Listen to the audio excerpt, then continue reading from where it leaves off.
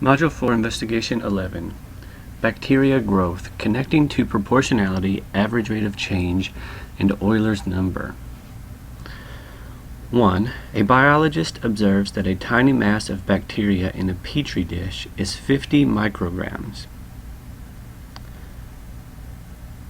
So that's a mass. After 7 minutes, the mass has grown to 100 micrograms. The biologist knows that bacteria grow to a certain size, and then each bacteria cell splits into 2 new cells. With plenty of nutrients available, this pattern of splitting happens on regular time intervals.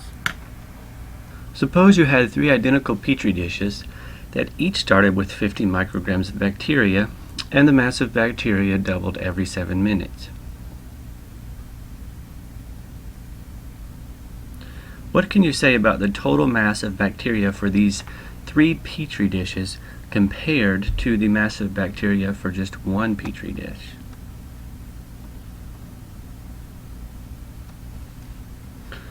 So we can say that the total mass of bacteria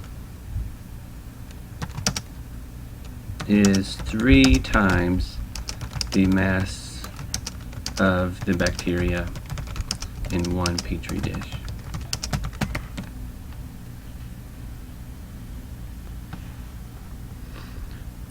Part B, how would the rate of change of the mass of bacteria in micrograms per minute for all 3 petri dishes compare to the rate of change for just 1 petri dish? To think about this question, it helps me to define variables. M is the mass of the bacteria in micrograms, and T is the time in minutes. I know that for 1 petri dish,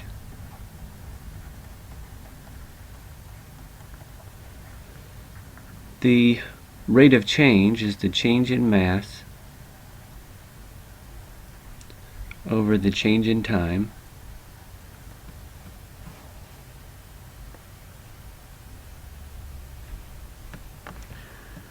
And that's just some final value of the mass minus some initial value of the mass over some final time value minus an initial time value. Now I want to define one more variable. Let big M be the total mass.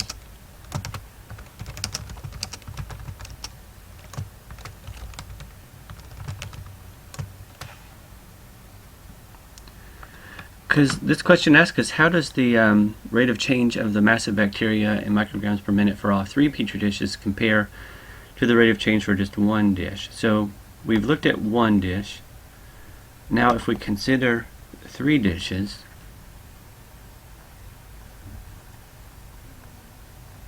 it's the rate at which big M changes with time, which is the final mass minus the initial total mass divided by the final time minus the initial time. Now if we consider the same time interval, then the time for 1 petri dish is the same as the change in time for 3. The only difference is the masses. And from part 1, or part A, we know the total mass of bacteria is 3 times the mass of the bacteria in 1 petri dish. So this mass final here is just 3 times the mass final for 1 petri dish, and the mass initial is 3 times the initial mass of 1 petri dish divided by that change in time. Each of these terms has a 3. We can factor out a 3.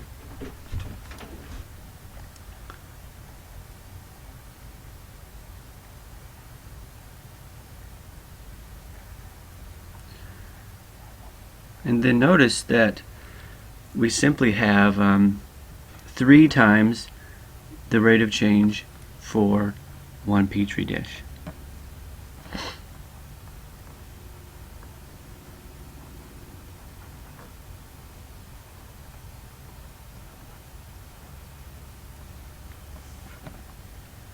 So how would the rate of change of the mass of bacteria in micrograms per minute for all three dishes compare? For one dish, well, it's 3 times as large. Part C, what does this imply about the relationship between the mass of the bacteria and the rate of change of that mass? Essentially, the answer to this question is that because whenever the mass is scaled by some factor, the rate of change is scaled by the same factor. That means that the mass and the rate of change are proportional. We multiply the mass by 3, and then the rate of change gets multiplied by 3. If we multiplied the mass by 5, the rate of change would get multiplied by 5. So there's a proportional relationship. Let's explore the average rate of change of the bacteria's mass over an amount of time.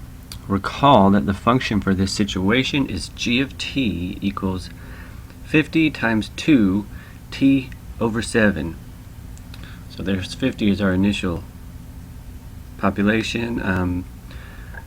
We're growing, we're doubling every 7 minutes. So let's see, m equals g of t represents the mass of the bacteria, and t represents the number of minutes that have elapsed.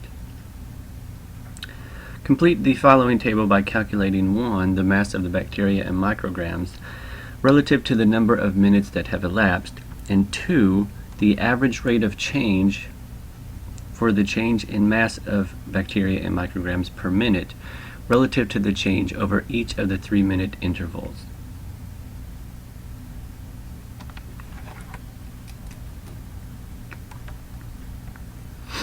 So, time is 1 minute, g of 1 is 50 times 2 1/7, and we can just use a calculator for that one.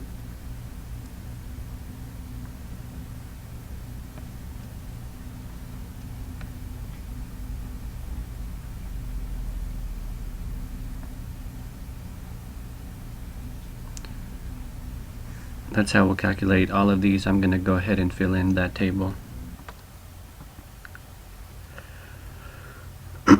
Okay, so now the average rate of change. So that will be the change in mass over the change in time. 74.2997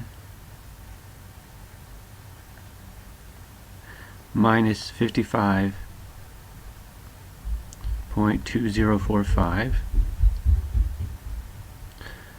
all divided by the change in time, 4 minus 1,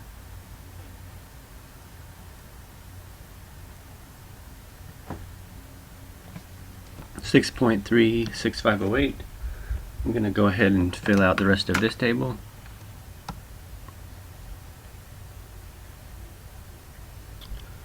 Okay, now describe the meaning of average rate of change using the context of this problem.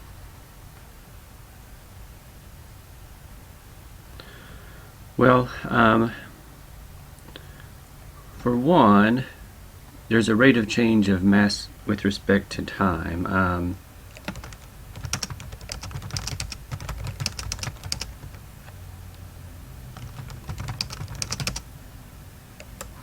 It's really the constant change in mass over change in time. That would result in the same change in output, same change in mass per change in time. Let's look at a specific example like this one, 1619. Then there's this corresponding change in the mass, this average rate of change, 28.1105, is basically saying if we want to have the same change in mass in 3 minutes, then we could have 28.1105 micrograms added each minute over a course of 3 minutes to get the same change. Whereas this change is exponential, this rate would be constant.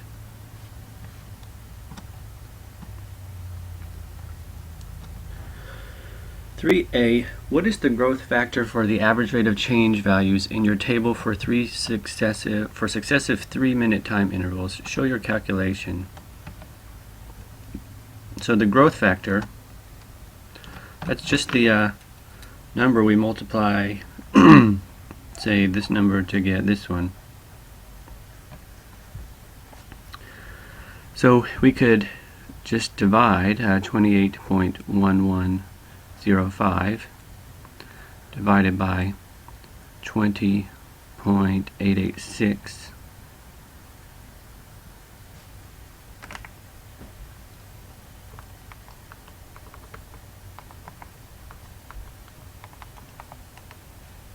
$1.3459.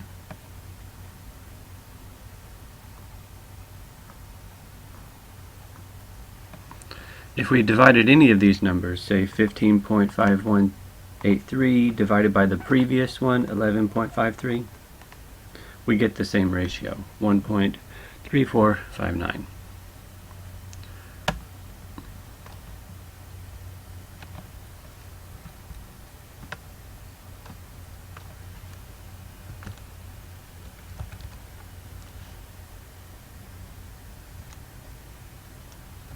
How does the growth factor you found in Part A compare to the 3-minute growth factor for the mass of the bacteria?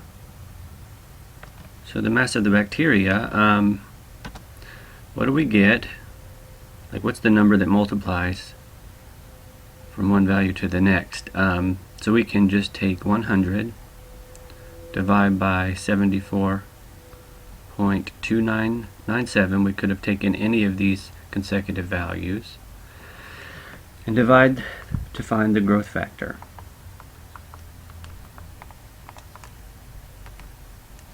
And it turns out to be 1.3459, which is the same as the growth factor for the average rate of change over 3-minute intervals.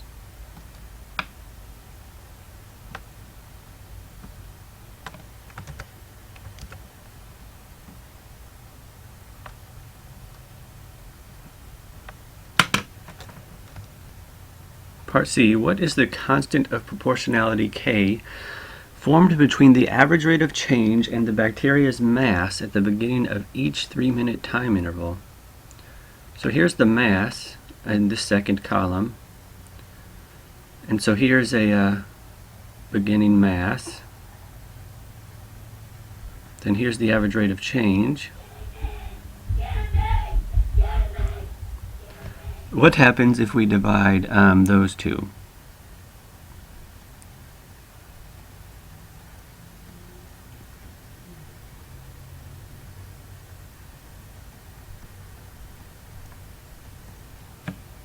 We get 0.1153. Now what happens if we take any other initial value and look at the corresponding average rate of change, and we divide those?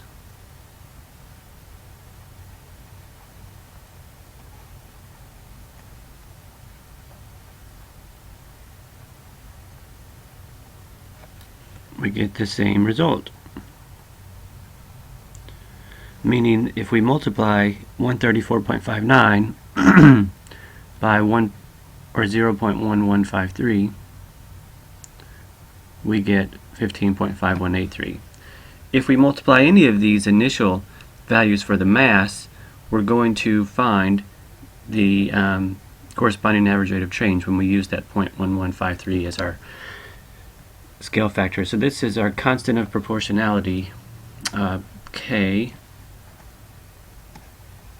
equals 0.153.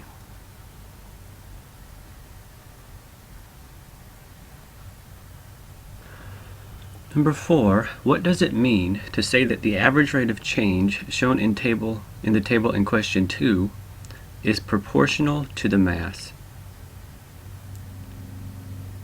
What is the constant of proportionality? So the idea in this question goes way back to Module 2 when we discussed proportionality. I think that the textbook discussed it and we talked a little bit about it in class, scaling and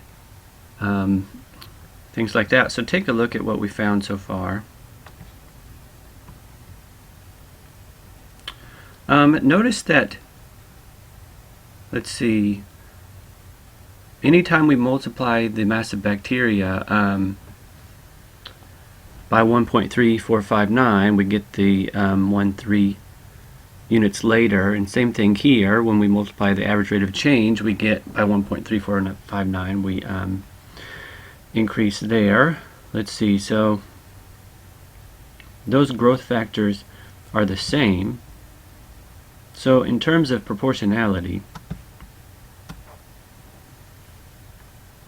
so this is one piece. When the mass increases by a factor of 1.346, the average rate of change also increases by a factor of 1.346.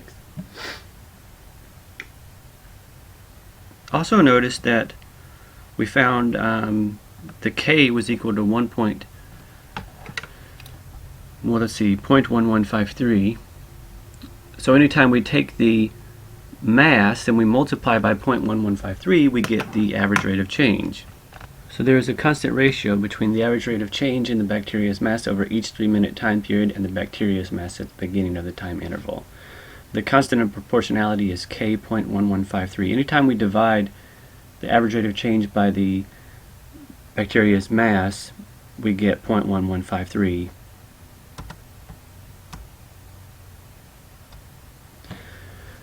Number 5, the value for the constant of proportionality you determined in question 4 relates the average rate of change of the bacteria's mass with respect to the time elapsed and the bacteria's mass at the beginning of the 3-minute time intervals.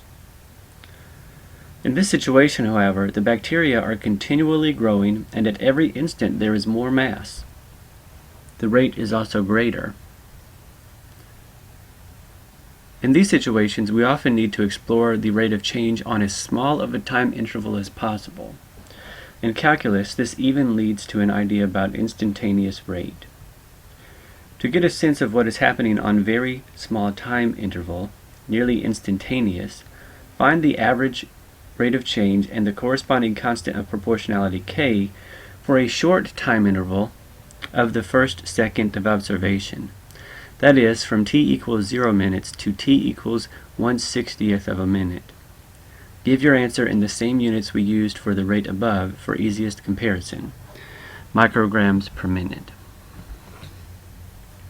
So we have a time of 0 minutes, and we're transitioning to a time of 1/60.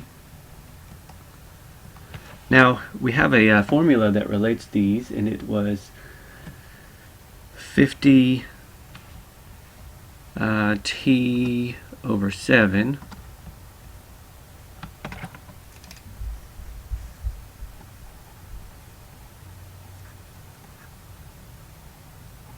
let's see, 2 t over 7.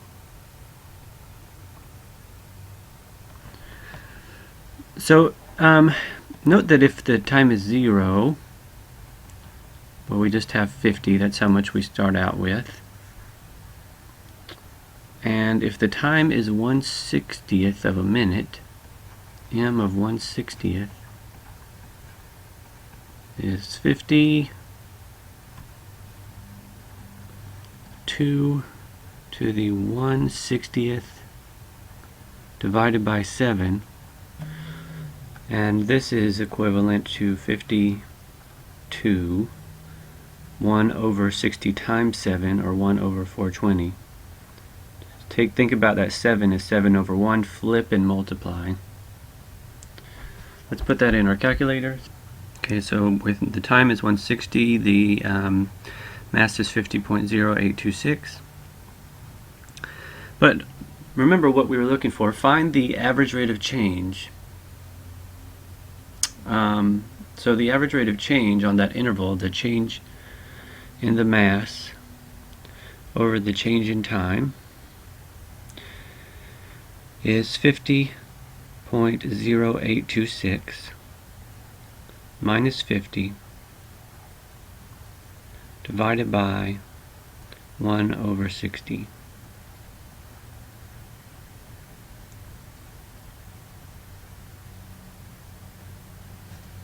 Okay, that's about 4.956 micrograms per minute. There's our average rate of change, and we also want to find the corresponding constant of proportionality k for this short time interval of the first observation. So that constant of proportionality is going to be between the average rate of change and the initial value of the mass, which was 50. We can just divide those to find that constant. 0.09912. There's our constant of proportionality. So we got our average rate of change, 4.956. And let's see, how does that compare to the other one that we had? The other one, let's see, like over an interval of 3 units starting with 50 was 6.36508. So notice that the average rate of change increases if the time interval increases. Since we used a very small time interval, we had a smaller average rate of change, and that's because of the exponential nature of these functions.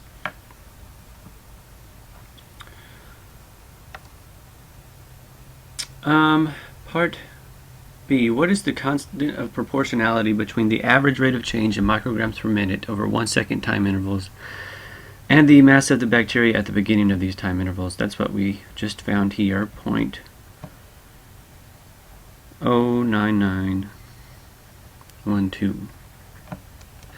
The next question, what are the units of K? Here we calculated K, and we took 4.956 micrograms per minute, and we divided by 50, which was a number of micrograms. So the micrograms cancel out and we get just 1 over minutes, but you can think about this like so, because this is over 1. If we're dividing by 2 fractions, we take the bottom fraction, flip and multiply. We have 1 over number of 1 over minutes. We could say that that's minutes to the -1. Either one of these is okay. Okay, now we have to describe the meaning of the constant of proportionality k for time t equals 0 minutes to time t equal 1 over 60 minutes. Hint, think about percent change.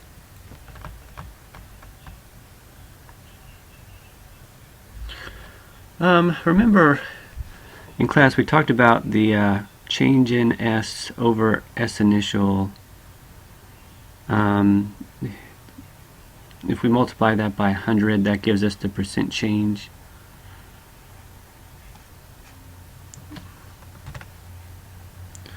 We don't even really need to multiply by 100. We'll still have the percent change as a decimal. But what we have here,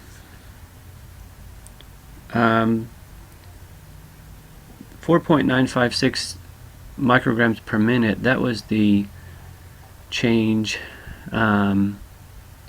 in mass with respect to time.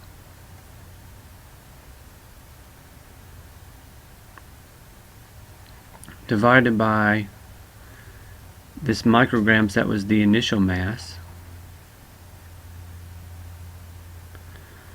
And then, so we have something similar here, a change over an initial value, but we can rearrange this slightly.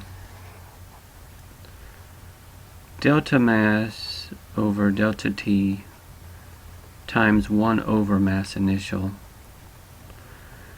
which is delta M over mass initial times 1 over delta T, which is the change in mass over the initial mass.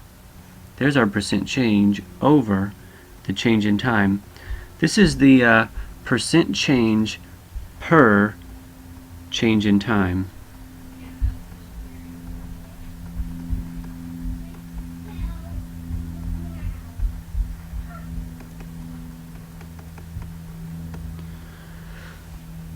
So how is the percent change of mass changing with respect to time is what K tells us.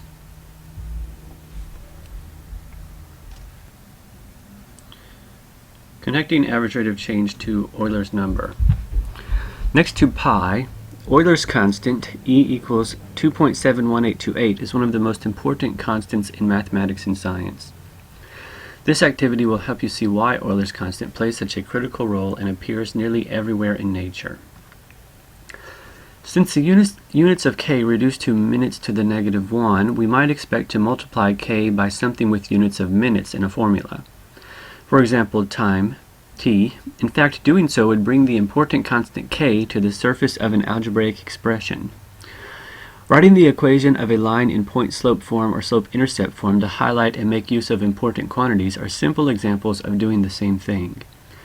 We also know that the mass must be an exponential function of time. So let's look for a base of an exponential function that will allow us to use the expression kt in the exponent. Since the initial mass was 50 micrograms, we also know that the exponential expression must be preceded with the constant 50. Specifically, we want a base b so that the mass function can be written as m of t equals 50 b kt. Finding this value requires some work. Recall that the mass of the bacteria doubles every 7 minutes, and so we could define m as m of t equals 50 times 2 t over 7, and then our property of exponents allow us to rewrite that as 50 times 2 1/7 to the t. Notice 1/7 times t is t over 7. This shows bk equals 2 to the 1/7. So I hope you guys can see that just from above up here. 50 times b to the kt, 50 times 2 to the 1/7 t. We're going to need b to the k equal 2 to the 1/7 for this to work out. So based on our work so far, we also know that the average rate of change beginning at t and ending at t plus t equals k times m of t. That's what we were talking about up here. Average rate is k times m. And there we used 1 second time intervals, but delta t, any time interval would work. We'll have the same relationship. And so that means that k equals the average rate of change divided by m of t if we just divide both sides by m of t. Then with a little algebra work, k is the average rate of change over m of t, which is m times t plus delta t minus m of t over delta t over m of t. And then dividing by m of t is the same as multiplying by 1 over m of t. Multiply our numerators, multiply our denominators, and we get this expression for k. M times t plus delta t minus m of t over m of t times delta t.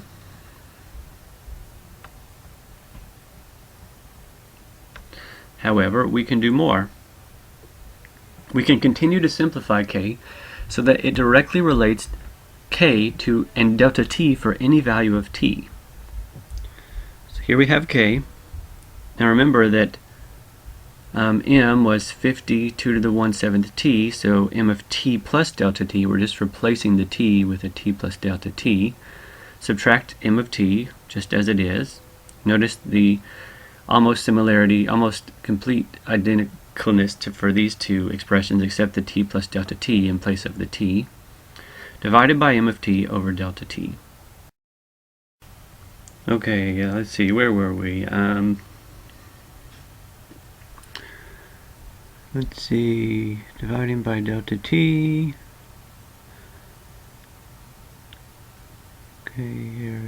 Okay, so here this t plus delta t, this 2 to the 1/7 t plus delta t, was split up into two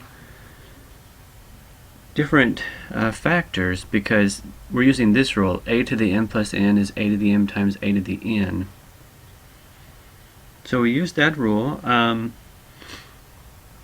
Then, because there's 2 to the 1/7 to the t in each of these terms that are being subtracted, we can factor that out. We can also factor out the 50. And if we divide this first term by those two terms, we're just left with 2 to the 1/7 delta t. Here, if we divide, we're left with 1.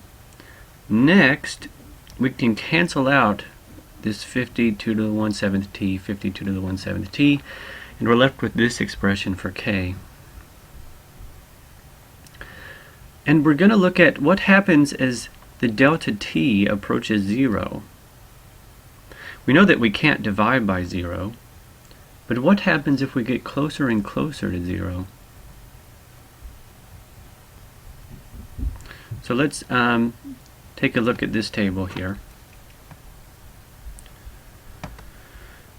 Let's see, to find the first one, we just need 2 to the 1/7 to the 0.1 minus 1 over 0.1.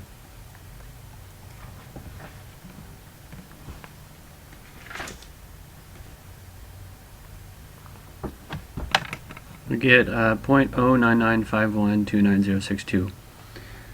So just to continue that, I'm going to go ahead and fill out this table. Okay, so here, notice that the change in time gets smaller and smaller and smaller and smaller and smaller. Let's see what happens to k. 0.0995, 0.09907, 0.09902, 5.0990215, 5.0990210, 0.0990221, 0.099. Okay, so this value of k gets smaller and smaller, and it appears to level out at 0.099021. So if we get any smaller, we're going to still be pretty close to 0.099021. When the interval delta t approaches 0, we call the resulting average rate of change the instantaneous rate of change for a given value of t. This is a sophisticated idea that you will study in calculus, but for now it is sufficient to say that the instantaneous rate gives an indication for the rate at which the function outputs will change as we begin to vary the input away from the given value of t. Therefore, the value of k about 0.099021 you found in part A gives us the constant of proportionality between the instantaneous rate of change and the value of the function. That is, instantaneous rate of change at t is equal to 0.99021 m of t. Notice it says instantaneous rate of change at t. We've moved away from average rate of change, and since we made that delta t smaller and smaller and smaller, we're thinking about what is the instantaneous rate of change at that particular time value, that initial time value.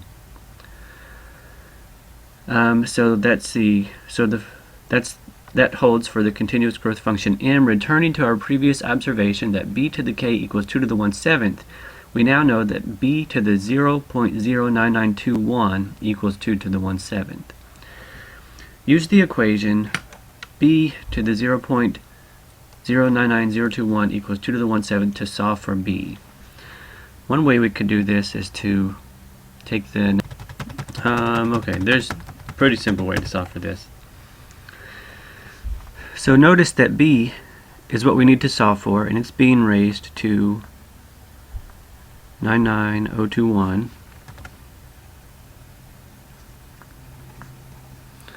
So if we want to get b by itself, we just have to undo that. And the way to do that is to use this exponent.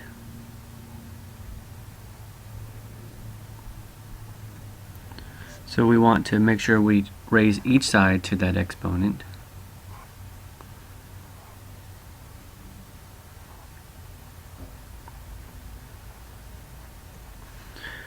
This means that b equals, just plug that into our calculator, 2.71828. And that is significant because, I can find it, that is Euler's number. So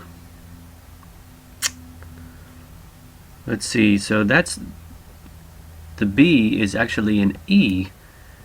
We were looking for how we could rewrite our function so that we could have k in our formula, and the way to do that is to make this base be an e.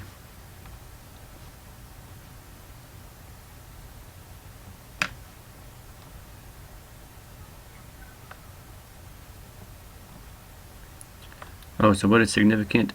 It's equal to e.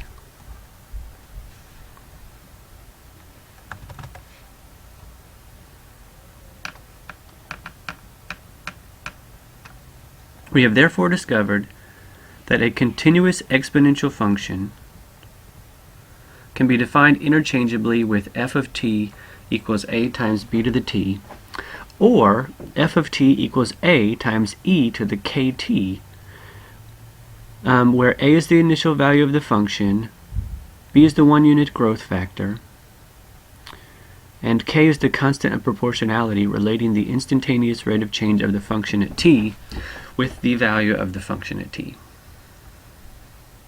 The obvious benefit of the form f of t equals e to the e kt is that the exponent's coefficient k tells us the constant of proportionality between the rate of change of the function for a given input and the function's value at that input.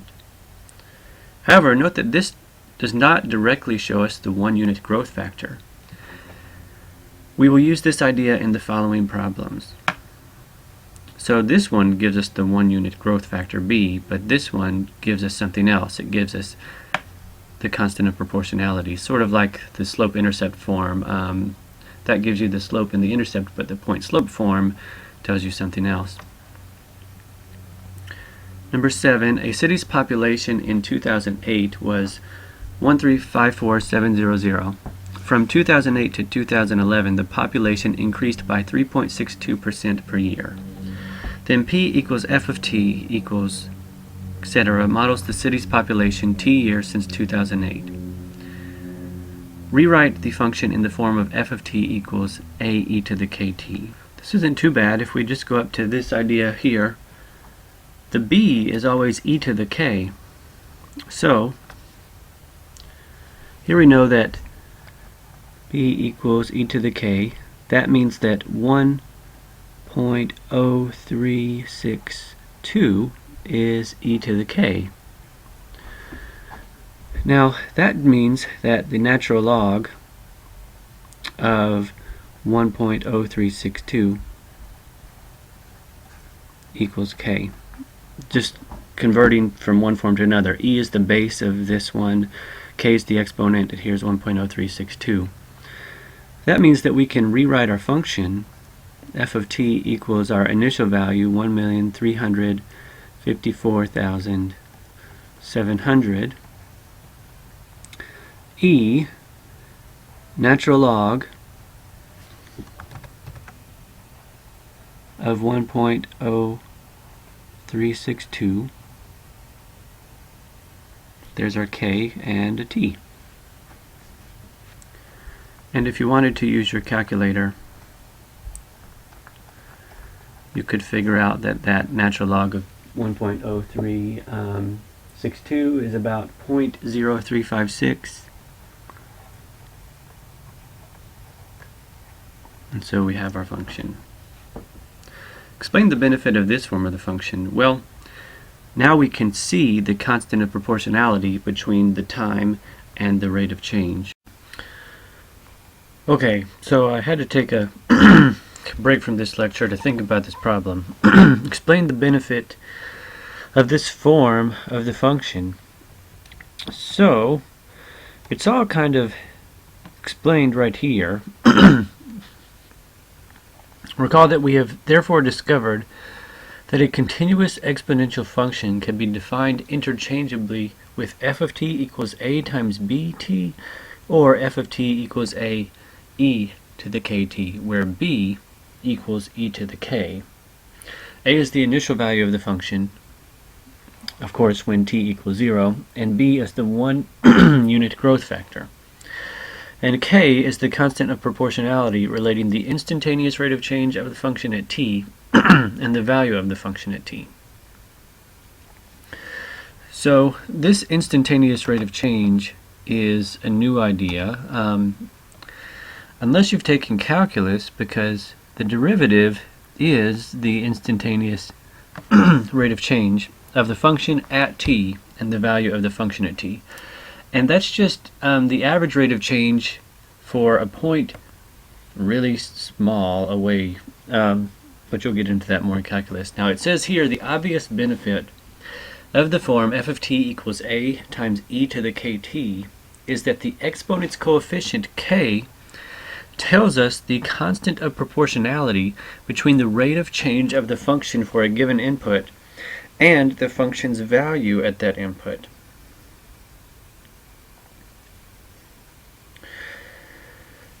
It's really talking about the instantaneous rate of change. The only way I really know how to explain this is in terms of derivatives, because this is really what it's getting at, calculus. So if you haven't had calculus, this won't make much sense for the moment, but if you had, it might make sense. The derivative here of e to the 2x is 2 e to the 2x. And that's from the chain rule and the fact that the exponential function's derivative is itself. But notice that this is just 2 times the original function. So we have the instantaneous rate of change, that's f prime of x, the derivative, is equal to 2 times the function's value at that input, the f of x.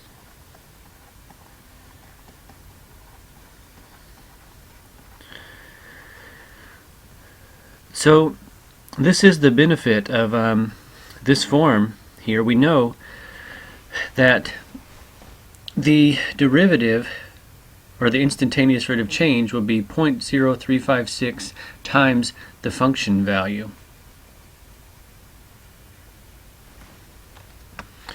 To me, this is one of the cool things about the Pathways curriculum is as an instructor I get to learn new things. This is by far the most exciting lecture we've studied all semester, at least to somebody who does math a lot. So number 8, in January 2011, a company's profits were $8.3 million. Due to increased competition, the company expected its monthly profits P to decrease over the next 12 months according to the function P equals f of m 8.3 e to the negative 0.0142 m. Which outputs the expected monthly profit in millions of dollars m months since January 2011? Explain what the number negative 0.0142 tells us about this context. Okay, let's see. For any given input m, I'm going to put this in mathematical terms first and then try to think about the context. The instantaneous rate of change at m is negative 0.0142 times the output. So if m months have passed since January 2011, then let's see, the output is monthly profit in millions of dollars. Let's see, then the instantaneous rate of change of millions of dollars to months will be negative 0.0142 times the expected monthly profit in month M.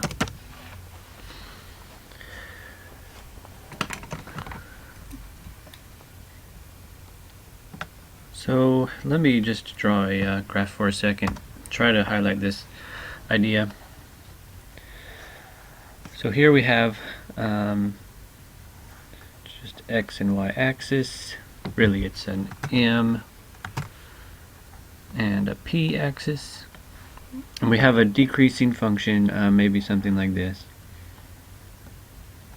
If we look at some point m right here, here's our output f of m. And then how is the monthly profit changing at that instantaneous point right here? It's really the slope of the tangent line. And what this result tells us is the slope of that tangent line is negative 0.0142 times the output, times f of n. More on that in calculus. Part B, write f in the form f of m equals a times b to the m. Then explain what the value of b tells us about in this context. Okay, f of m equals 8.3 e negative 0.0142 m. And this, using the properties of exponents, we can rewrite as e to the negative 0.0142 raised to m. These multiply together to give you this number here. And so here we have our form. There's a, and here's b. So b is this number, e to the negative 0.0142, and it's simply the growth factor, the 1 month growth factor. Meaning, if we know the expected monthly profit, then to find the expected monthly profit 1 month later, we simply multiply by this number. That concludes lecture 11, the most exciting lecture that we've done so far. If you don't think it's exciting, then you might not want to be a math major.